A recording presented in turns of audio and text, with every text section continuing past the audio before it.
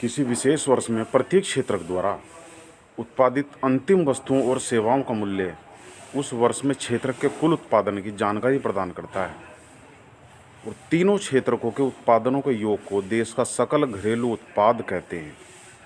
यह किसी देश के भीतर विशेष वर्ष में उत्पादित सभी अंतिम वस्तुओं और सेवाओं का मूल्य होता है। सकल घरेलू उत्पाद ही बताता है कि विश्व की अर्थव्यवस्था में कौन सा देश किस कैटेगरी में है और कितना अच्छा परफॉर्म कर रहा है। यह मापन केंद्र सरकार के मंत्रालय द्वारा किया जाता है।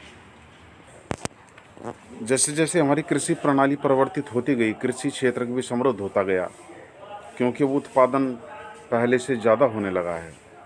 लेकिन विशेषकर 100 वर्षों से भी अधिक वर्ष के बाद विनिर्माण की नवीन प्रणाली से विभिन्न प्रकार के कारखाने अस्तित्व में आए और उनका प्रसार होने लगा। अब लोग कारखानों में काम करने लगे और कारखानों में सस्ती दरों पर उत्पादित वस्तुओं का लोग इस्तेमाल करने लगे। इस प्रकार वर्तमान समय में रोजगार की दृष्टि से देखें तो द्वितीयक क्षेत्र सबसे महत्वपूर्ण है। सब लोग उद्योग यानी कि फैक्ट्री की ओर भाग रहे हैं और व्यक्ति किसी किसान के यहाँ पर जो है मजदूरी करना पसंद नहीं करता। वो पसंद करता है किसी फैक्ट्री में काम करना जहाँ उसे एक निश्चित दिन पूरे महीने की तनख्वाह मिल जाती है। पिछले 100 वर्षों में द्वितीयक क्षेत्र से तृतीयक क्षेत्र की ओर पुनः बदलाव हुआ है। अब सेवा क्षेत्र का महत्व बढ़ गया है।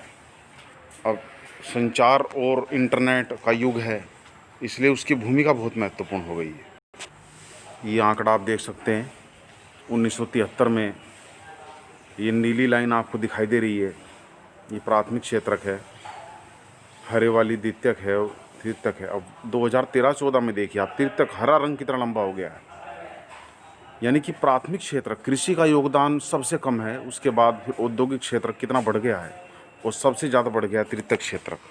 ये बताता है कि तृतीयक क्षेत्र कितनी तेज़ी से तरक्की कर रहा है। शेष कल।